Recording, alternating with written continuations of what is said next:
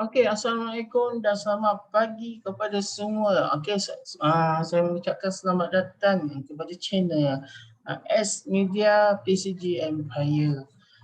Okey, dan juga dikenali Tapa FM. Okey, so untuk pagi ni, okey, dengan bertaraskan 10 hari bulan 8, 12 pagi, okey, kita akan membuat satu analisa, okey, untuk goal. Okey, okey, jadi mari kita tengoklah, kita tengok untuk goal minggu ini. Okey, kita tengok direction untuk minggu ni, apa yang boleh kita uh, ambil lah untuk membuat profit dalam trading goal ni. Okey, sebelum itu saya perkenalkan, saya perkenalkan diri saya. Saya Rizwan selaku pengasas kepada Kappa Effect PCG. Okey, untuk video pada pagi ini khas untuk kita membuat analisa untuk goal. Okey, so mari kita pergi. Okey, so kalau kita tengok kepada graf, okey, secara kasarnya kita tengok graf ini, okey, dia dalam posisi kata dalam keadaan downtrend. Okey, so kalau kita tengok daripada harga yang pernah tinggi lah, okey, tinggi yang ia pernah capai, okey, lebih kurang dalam 2067.936. Ini pada hari 3 Ogos, okey. 3 Ogos tahun 2020. Okey, tahun lepas lah. Harga yang capai paling tinggi. Okey. So apa yang kata sekarang ni untuk gold, okey, yang berlaku. Okey, kalau dari segi kasar lah saya tengok gold dia sedang menuju zone ini. Okey, yang saya makin ni zone di sini ada satu base, okey, di mana kemungkinan harga akan sampai ke sini. Okey, sama ada dia breakout pada kawasan sini, okey, dia akan teruskan mencari di kawasan sini. Okay. Tapi kalau mengikut pengalaman saya lah dalam trading gold ni, okay, harga dia boleh cecah di sini, di kawasan sini apabila ada satu news ke sentimen ke, okay, yang merasakan harga boleh sampai ke sini. Tetapi kalau jika tidak ada gangguan okay, dari segi fundamental dan sentimen, harga akan pergi di sini. Okay. Ini kalau kita tengok ini adalah time frame kepada monthly. Okay, di sini bukan untuk kita entry. Okay, sebab kita mencari entry untuk intraday ataupun kalau kita pergi scalping, kita akan scalping. Tapi objektif utama kita untuk analisa pada pagi ini adalah untuk mencari intraday punya entry. Okay, so untuk monthly yang kita tengok ni, kita objektif kita adalah pada monthly ni adalah sekadar kita nak tengok direction market, super market tu. Okay, apa yang berlaku sekarang ni. Okay, kita akan pergi. Okay, sebab saya memang kebiasaan saya akan analisa yang besar. Okay, saya nak tahu cerita di sebalik dekat time frame besar tu. Okay, so di sini kita dah kata secara kasar bukan kata kita buat keputusan, tapi secara kasar untuk gold dia mungkin boleh turun sehingga harga 1600, okey, kemungkinan bergantung kepada ni, okey. So pada zone ni juga kalau market tidak boleh break up lah, dia membuat rejection di kawasan sini, maka harga akan naik dia akan apa kata, dia akan membuat retest daripada 1770.834. Okey, di sini pun satu keputusan lah, maknanya kalau dia buat breakout di sini harga akan naik. Okey, dan jika tidak kata dia hanya membuat retracement atau rejection, dia akan patah balik kepada kawasan 1600. Okey, so direction kita dah nampak. So apa yang kita nak tengok, kita tengok pula dimension untuk satu minggu. Okey, untuk daripada satu minggu pula, kalau kita tengok pada hari ni lah, kalau kita tengok pada hari Isnin, pagi Isnin tu, kita tengok satu penurunan agak yang luar biasa. Agak yang luar biasa. Kebiasaan kalau permulaan market tu sendiri, okey, kalau go permulaan market dia drop pada awal market, itu adalah something sebenarnya, ada something yang kita nak tahu, okey. Mungkin pada hari Isnin, bukan Isnin silap, pada hari Khamis ataupun Jumaat mungkin ada pergerakan lagi yang lebih besar. Okey.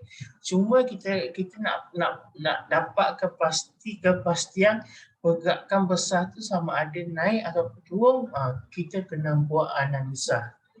Di situ poin kita. Okey.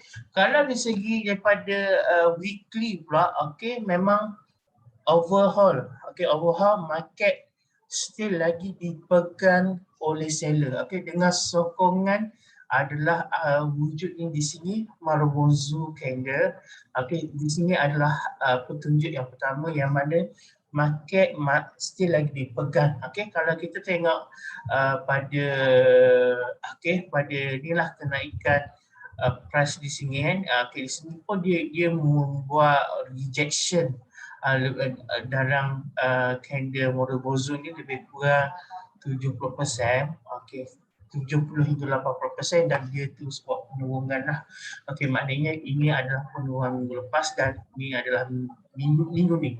Okey, dan dia buat penurunan yang paling rendah lah, maksudnya pada pagi tadi dalam 1678. Okey, maknanya di sini ada satu, kalau kita tengok di sini ada satu support. Maknanya dia buat retest support di sini, dan kalau kita perhatikan di sini ada resistance. Okey, bila resistance dikata support, okey, dia ada satu zone yang kata yang kuat, okey, yang kuat. Tetapi kalau dia break up, maknanya itu ada juga petanda yang bahawa penurunan go masih jauh. Okey, tetapi di sini dia dah reject. Okey, tetapi untuk direction mingguan ni, kalau kita nak tengok pada Isnin minggu depan. Okey, kalau kita nak tahu adakah market untuk minggu hadapan terus membuat kenaikan ataupun dia akan terus buat penurunan, adalah kepada keputusan di sini. Okey, kalau price ni untuk minggu ni, kalau dia tak breakout pada resistance bintang support ni, dia tak retest dekat sini, maknanya dia akan buat kenaikan. Okey, kemungkinan kenaikan akan capai lebih kurang 1898. Okey, lebih kurang macam tu. Okey, kalau katakan dia breakout, okey, kita cuma tunggu kawasan yang dia breakout lebih kurang 1684 untuk dia retest balik untuk kita re-entry sell. Okey, tapi tapi kalau dengan situasi sekarang ni, kalau situasi okey, sekejap ya. Okey, sekejap ya, ada sedikit masalah teknikal. So kalau dengan situasi sekarang ni, kalau kita nak entry Eastern untuk sekarang ni, kita kena tengok time frame yang lagi lebih kecil, sama ada daripada time frame H1, MG20 ataupun M15 ataupun M5. Nah, okey. Cuma sekarang ni kita adalah sekadar nak melihatlah dari segi sekali lagi nak melihat kepada direction market tu setiap peringkat. Kalau tadi kita tengok daripada monthly, sekarang ni kita tengok weekly. Kalau pada weekly ni, okey, dalam weekly ni dia wujud dengan ada EGAF satu EGAFIN lah, EGAFIN bullish. Maknanya di sini still lagi ada kekuatan lah, ada kekuatan dari segi seller untuk market tu sendiri. Okey, kalau katakanlah in case macam saya kata tadi, in case kalau in case market pada minggu ini tak membuat sebarang breakout pada kawasan resistance di kawasan support, dia akan pergi, okey, jagaan dia akan naik sehingga resisten di kawasan 1902 di sini, dan jika dia buat reject di situ, dia akan turun, akan cari di kawasan sini. Tetapi kalau dia buat breakout, dia akan terus naik ke atas. Okay, so kita pergi pula kepada time frame yang lebih kecil, iaitu kepada daily. Okay, maknanya satu daily. Okay, kalau kita perhatikan untuk daily ni, okay, daily ni dia lebih kepada dia lebih kepada, saya tunjuk sekejap. Okay, kalau kita tengok kepada daily, dia lebih kepada seller. Okay, tetapi sekarang ni ada tekanan buyer. Okay, tekanan buyer kita boleh tengoklah, yang mana ini adalah tekanan buyer. Tapi kita tak boleh nak kata lagi buyer menguasai market, tak boleh lagi, sebab dia cuma ada tekanan buyer untuk tidak fight seller tu untuk market. Okay, jadi situasi sekarang ni lebih kepada neutral, maknanya untuk membuat sebarang entry daripada daily ni agak tidak sesuai. Maknanya kita nak buat entry, kita perlu mencari point retracement yang berpotensi. Yang apa yang dimaksudkan retracement potensi ini adalah di mana apabila kita dapat satu point, dapat satu tempat lah harga dekat goal yang dia nak buat retracement, dan pengiraan dari segi stop loss tu kecil, okay, dan kita punya keuntungan pun besar. Okay, contohnya kalau tengok di sini, okay, kalau biasa berlaku di sini untuk daily lah, katakanlah daily memang untuk saya nak buat keputusan untuk sell ataupun pricing agak kata dia susah lah, okay, dan biasanya saya ambil keputusan kalau untuk entry daily ni saya akan hold. Di mana kalau saya nak entry, saya akan nantikan dia di kawasan checkpoint sini satu dan checkpoint sini dua. Okay. Okay, ini adalah checkpoint kalau saya nak entry pada daily. Kalau saya tak akan instant sell dekat sini, sebab saya risau apa? Kalau contoh saya instant sell dekat sini, katakan dia buat kenaikan, okay, di sini. Okay, maknanya saya tanggung floating yang besar. Okay, so sebab di sini pun kita boleh nampak tekanan buyer sedang masuk. Maknanya dia masuk, dia nak fight seller tu untuk nak ambil market. Di situ. Itu adalah dari segi untuk daily lah. And then kita tengok daripada H4. Okay, kita tengok satu-satu. Kalau tengok kepada H4 market, okay, di sini pun ada tekanan dari segi buyer pun ada masuk sini ada tekanan. So dia cuba naik, okay, kita cuba kecilkan. Okay, sekarang lagi. Dia nak tengok di sini, dia lebih kurang di sini. Alright. Okay, maknanya di sini kita mesti lagi nampak market. Okay, kita nampaklah market ni lebih kepada seller sedang menguasai market. Kalau kita tengok dia nak menurunkan. Okay, kalau dengan keadaan begini sebenarnya dia agak berisiko juga. Kita kalau entry, kalau kita nak entry, kita nak kena pastikan, okey, di mana kita punya kerugian, kadar kerugian kita tu rendah. Kadar keuntungan kita tu mesti tinggi berbanding dengan kadar kerugian kita. Itu yang pertama. Yang kedua, kita nak kena tahu dekat kita ni entry tu adalah tempat yang berpotensi ataupun tidak potensi. Okay, kalau macam sekarang ni, bagi saya dia agak tidak berpotensi.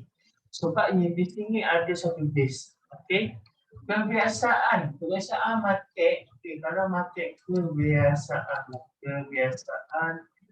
untuk market ni, okay. Okay. Kebiasaan untuk market market yang orang kata market yang berpotensi yang baik, di mana dia perlu membuat retestment di sini, tetapi dia membuat retestment di sini. Jadi bagi saya dia agak tidak cantik lah di sini. Kalau dia buat retestment di sini, so maknanya saya punya stop loss saya atas sedikit daripada di sini, so saya punya TP di sini. Maknanya di situ saya punya kadar kerugian adalah sangat rendah dan kadar keuntungan saya sangat besar. Okey, kalau situasi sekarang ni, apa yang perlu saya buat adalah untuk dalam trade dalam keadaan santai dan selamat, maknanya saya kena tunggu dia masuk kawasan ini dan membuat keputusan. Keputusan apa? Sama ada dia nak breakout ataupun sekadar dia buat rotation. Kalau dia buat breakout pada kawasan ini, saya akan buy. Okay. Dan di sini adalah saya punya pilih kalau saya buy kalau dia buat breakout. Tetapi kalau dia buat hanya sekadar dia buat rejection ataupun dia buat pushback di kawasan ini, saya akan ambil sell. Okay, di situ kita dah nampak kadar kerugian kita dekat mana. Bila kita nampak kadar kerugian kita dekat mana, katalah in case jadi sesuatu dekat pasaran, jadi kita boleh ambil kadar kerugian tersebut dengan tanpa was-was. Maknanya kita belum tahu dekat mana kita nak ganti. Okay, untuk ni lah. Okay, dan kita tengok lagi untuk entry yang lebih kecil, kita tengok pada S1. Okay, kalau kita pada S1 lah, kalau kita tengok pada S1, okay, bahawa untuk daripada segi seller ni dia ada, okay, tekanan untuk buyer tu ada, tetapi itu semua dari segi untuk time frame S1 lah, okay, S1, okay. Untuk kalau kita tengok sini ada banyak news, okay, di sini mungkin dibahaskan kawasan di sini kawasan menjadi tidak balas sama ada dia menjadi sini. Okay, ini adalah harapan kita untuk set. Okay, kalau you buat rejection, kalau sekarang ni untuk ni, okay, boleh entry tak ada masalah. Tapi di kawasan yang kita nak entry, okay, saya highlight. Okay.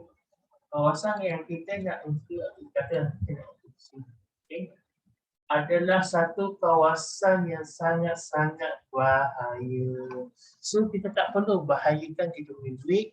Apa yang kita uruskan itu. Pastikan setiap entry yang kita nak buat mesti kerugian dia mesti kadar yang rendah. Okey, dan kadar keuntungan kadar yang tinggi daripada kadar kerugian. Maknanya contohnya kalau kadar kerugian kita dalam lingkungan 20, 30 pip, 40 pip macam tu. Tapi kita punya kadar keuntungan untuk kita ambil dalam 100 pip, 200 pip. Itu sangat-sangat cantik. Itu menandakan trading anda. Okay. So kalau untuk pada market semalam itu Isnin dan pada market malam ni Selasa, okay, untuk keputusan saya tak boleh nak buat lagi sama ada nak sell membuat disebabkan ada tempat yang berpotensi. Okay, Mungkin ada trader yang sekarang tengah sell, ada trader di pengapai, ada yang sudah profit daripada yang buat. Tapi saya pun start, saya punya cara di mana saya akan mencetak tempat yang berpotensi untuk buat duit. Alright. So, kesimpulan untuk go pada malam ni, okay, untuk go bagi mengikut satu SOP dan trading, tak ada sebarang entry. Okay. Jadi malam ini sekadar kita nak tahu direction market tu macam mana, okay, dan kita dah dapat zoom yang dia nak buat advertisement untuk kita read. Okay. Tak salah kita sabar. Okay, yang penting kita uruskan kita punya trading tu dengan cara yang betul. Okay guys, right?